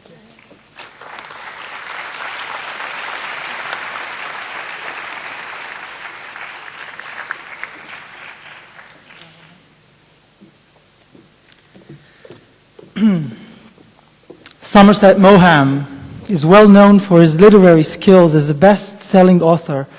But many may not know that he studied medicine and actually qualified as a surgeon at St. Thomas Hospital in London. It is no wonder that in his book of Human Bondage, Maugham wrote of a lecturer advising first-year medical students that you will have to learn many tedious things, which you will forget the moment you have passed your final examination. But in anatomy, it would be wise to have learned and lost than never to have learned at all. Anatomy has arguably the longest history of a discipline in formalized medical education. Human anatomy is not only the study of structure or morphology. Regarded as an integral component of the medical curriculum, a sound knowledge in human anatomy prepares the medical undergraduate for his future training in clinical disciplines. However, evidence that teaching of anatomy in the new millennium is facing significant changes is incontrovertible. In respectable publications, qualified anatomists bemoan the erosion of medical gross anatomy, once considered the cornerstone in first-year medical curriculum, to a 4 or 5 week course with little cadaver time in many medical schools. Dissection of cadavers has been a regular feature in anatomy teaching since the Renaissance, and in fact evolved into part of the culture in medical education. With the advent of technology, there has been an explosion of computer-based anatomical material which is made available. Computer-aided learning, such as online interactive programs, are useful tools in enhancing learning in the dissection laboratory. However, they can never fully replace the intellectual, educational, and emotional experience afforded to medical students by cadaver dissection. Proponents for the use of dissection see benefits such as the appreciation of three-dimensional relationships and anatomical variations in the human body, encouraging small group learning, developing fine motor control, and promoting of professionalism. Moreover, dissection also has outcomes other than pure anatomical education, such as the fostering of teamwork and respect for the human body, integration of knowledge from textbooks and didactic lectures with practice. Admittedly, the increased length of time required for study of anatomy by dissection, the difficulties in acquisition of cadavers, and the shortage of qualified anatomists are the three main barriers to the use of human cadavers for teaching. As a teacher at the faculty, I feel I must say that Sackler School of Medicine and the Department of Anatomy can take pride in our excellent anatomy courses. What changes, if any, should be made in the teaching of anatomy? How will they affect the training of medical students? And will the professional anatomist become a dying breed? Only time will tell. Meanwhile, I feel that your choice of me as Best Teacher of the Year upon your graduation, which I am deeply grateful for, may also be viewed as your way of emphasizing anatomy as a fundamental discipline, which is vital in the face of what has been termed best medical education. And I feel that these goals have truly been achieved in our lectures. Not only were we occupied with challenging anatomical details, but we also managed to pay much attention to the evolutionary and embryological aspects of them. And speaking of embryology and graduation, you know that according to embryologists, there is no sharp limit of development, age, or weight at which a fetus automatically becomes viable. But in Jewish tradition, however, the fetus may not be considered viable until it has graduated from medical school.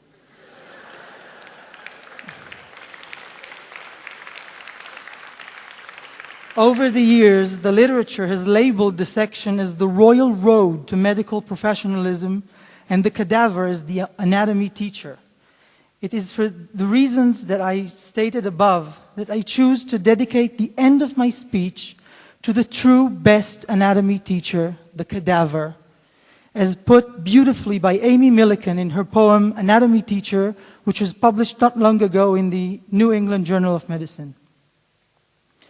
When I touched your hands, I touched the hands that felt the chill of 94 winters, fingers that had stretched in the sunlight of as many springs.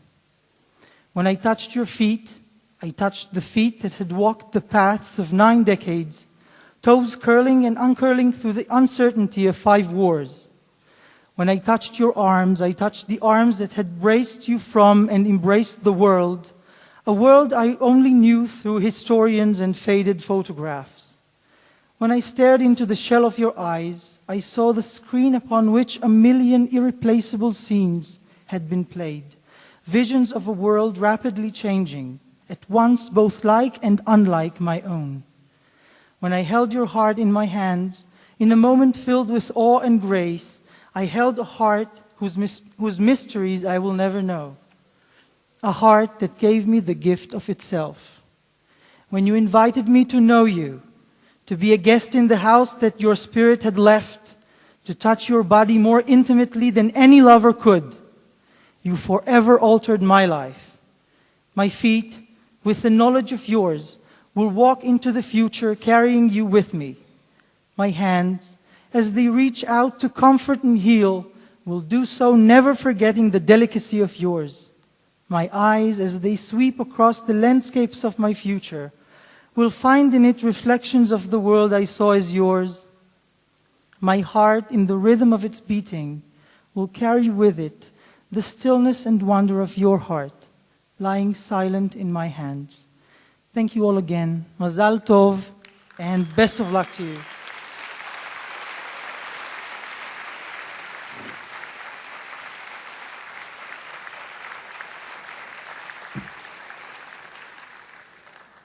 Dr. Richard Feltman will present, on behalf of the graduates, the Best Teacher of the Year Award for Clinical Studies to Dr. Dror Sofer, Surgery Department, Ichilov Hospital.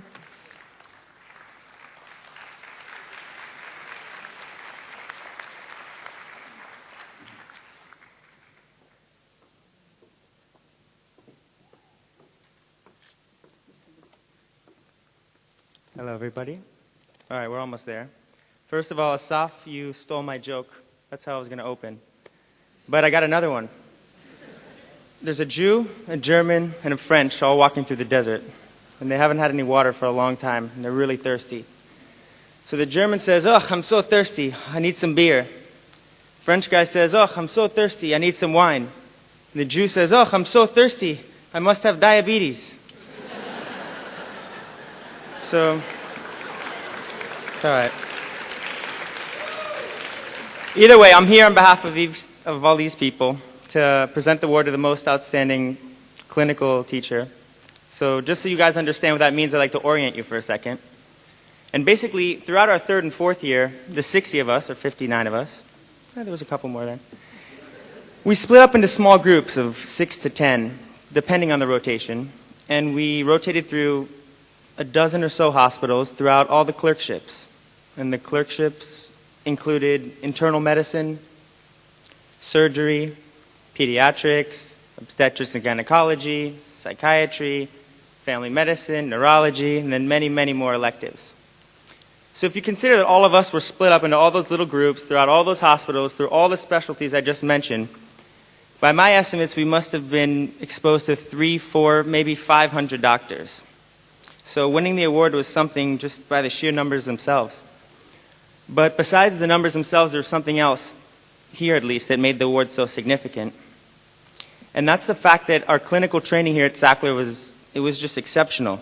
It was hands-on. And as far as the physicians themselves go, the competition was really fierce. See, in a lot of medical schools, really in most of them, all the ones I saw in the States at least, there's a rigid hierarchy in place where you have medical student, first-year resident, second, third, fourth-year residents, you have your chief resident, and then you have your attending at the top. And sure, there's some communication between the different levels, but for the most part, a medical student communicates and interacts with those that are immediately superior to him, the first-year residents. A little bit less so with the second, third, and fourth-year residents, and even much less so with the attendings. But at Sackler, we had none of that. We really didn't. We learned directly from the source. The majority of times, we were taught by the attendings, by department chairmen, really by some of the most distinguished practitioners and specialists in the area, and in Israel for that matter. And I almost felt like at Israel, the higher up you went in the ladder, the more pride there was in their teaching. And I very, very rarely felt like we were having our time wasted on wards doing busy work. We were never, we were never used as cheap labor by a hospital. And what else? Anyways, all that being said, basically, learning medicine here was like learning from your grandpa, as far as the clinical years were concerned. So all that being said, it was pretty tough to choose who would win the award. But we voted, we had some finalists, and then we voted on the finalists, and we got our guy. So I'll say a few words about him, and then we'll get him up here. First of all, he's a man we all respected. He commands respect just in the way he carries himself, and in the way he carries a discussion. We also had a tremendous respect for his work. As a trauma surgeon, virtually all of his patients would die without his immediate attention, within hours, minutes. Sometimes they don't even get to him at all. So when a man with all these responsibilities takes as much time and effort as he does with us, and he truly took the time of day for us. He earns our respect. Second of all, he had a witty sense of humor, and he could turn the switch from formal to informal every so often when the time was right. So if you were like me and you thought you were the cool medical student with the clever remarks and the funny jokes, he could throw them right back at you, and probably better than you dished them out in the first place. We all knew that. And last, he really went the extra mile for us. During our clerkship at Ichalov, during the surgery clerkship, aside from his usual duties, hosting discussions and lectures, he'd come to the ward every so often. He could just pop out of nowhere. And he'd take a small group of us and he'd walk us around the hospital. And he'd show us how to do just some of the most essential hands-on things in the hospital, but they were things that we wouldn't have known how to do had he not shown us. He was really excellent at teaching exactly what we needed to learn that we couldn't learn from books. And lastly, he also came to school and he hosted a workshop for all 60 of us, actually, on his own free time. And the workshop was about basically how to handle mass casualties, like a terrorist attack or any event where thousands of people could be injured in a second.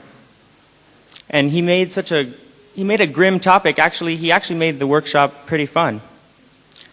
He lectured the first half. Sorry, no, it sounds a little sick, but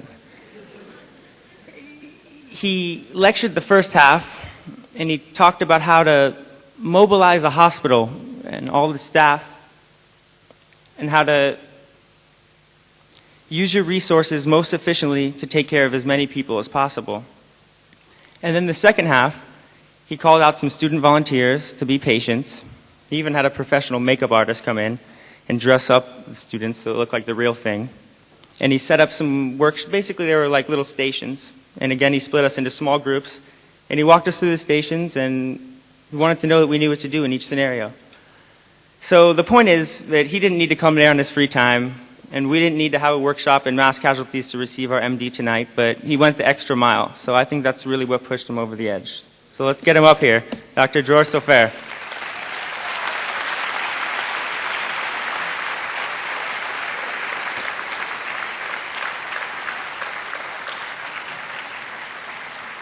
All right. He's great, man.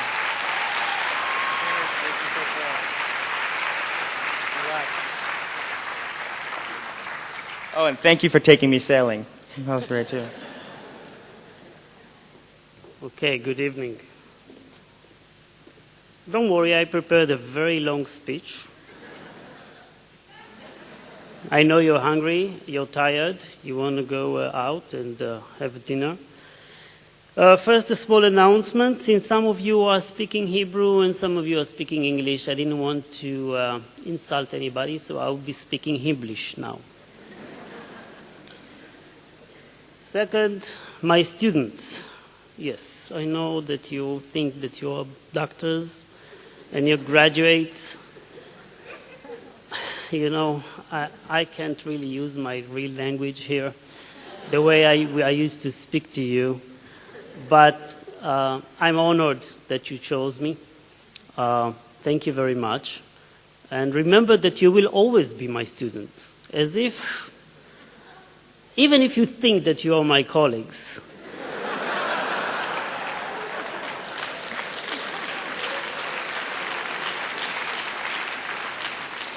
Well, those of you who worked with me, you know that you have to be aware of me because I'm that kind of guy who cuts people for a living. Yes, my speech is, they told me I have 5 minutes, so I still have 3 more to go. And because the speech I made was so long and so boring that I fell asleep really when I read it, I decided to throw it away. And I will tell you a story. Okay, a story is always good, especially in the end. Long time ago, I was a young resident, PGY2. I was much taller. I was blonde with blue eyes. Believe it or not, but I was. And then one night came this patient. She was 20 years old. She was badly injured. she sustained many injuries all over her body. Basically, she was practically dying.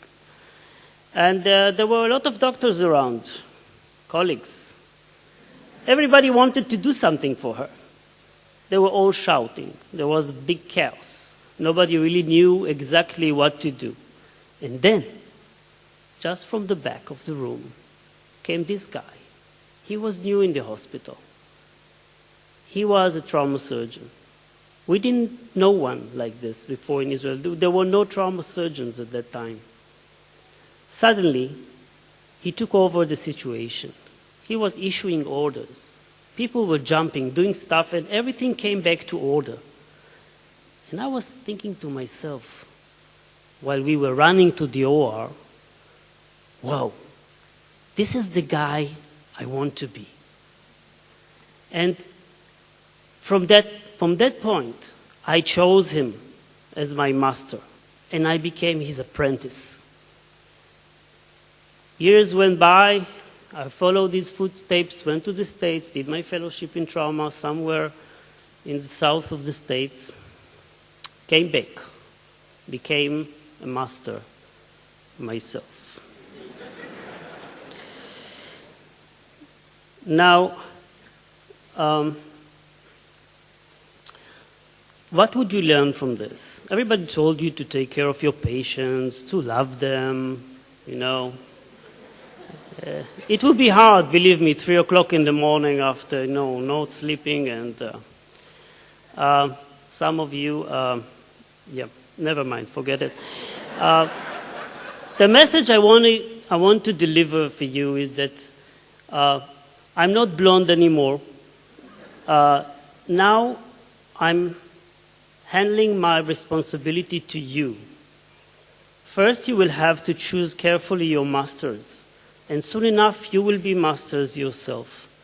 And your obligation, and it's an obligation, will be to teach young doctors. This is one of the most important things. And I'm sure that all of you will do good. So thank you very much, and enjoy your dinner.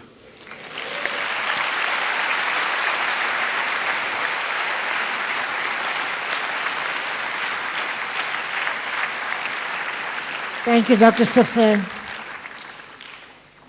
The musical ensemble will now please come to the stage. And would the audience please rise for the singing of the American and the Israeli national anthems? Just wait one moment.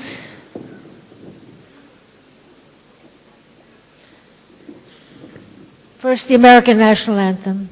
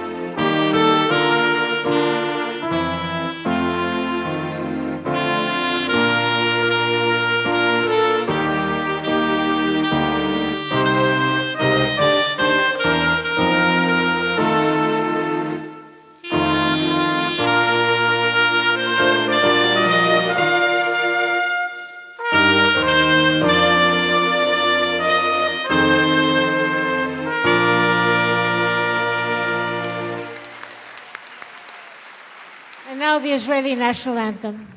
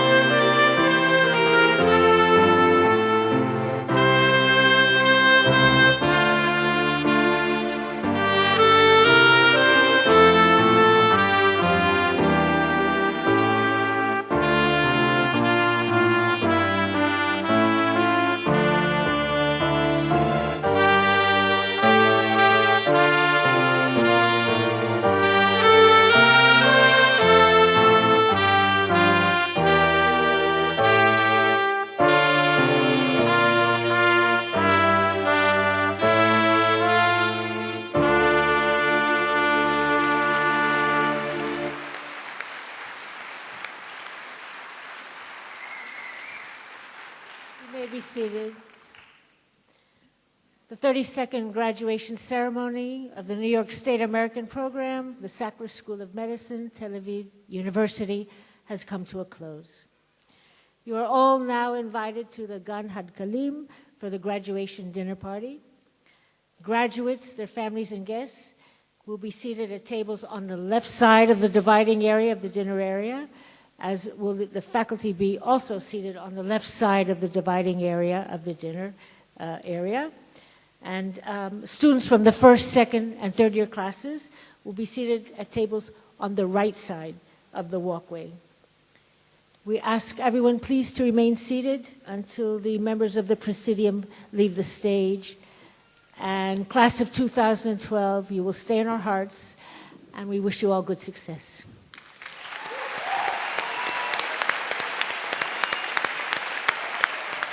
Great job. Thank you.